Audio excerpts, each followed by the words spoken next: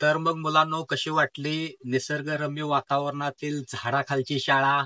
खूप छान. पण सर मुलींचं ऍडमिशन पण करा, मला लयच भारी वाटेल.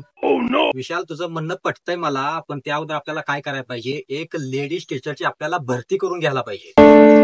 मला वाटतं सर पहिला तुमची जुना करून घेणार.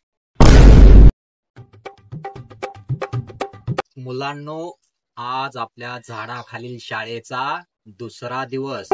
मी तुम्हाला एक सुविचार सांगतो, तो सुविचार पाठ करून उद्या मला म्हणून दाखवायचा. चालेल?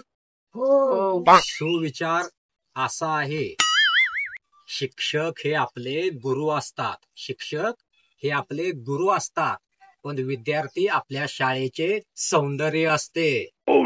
सर कल्पना टीचर मग तुमच्या समोर का भाव खात्यात?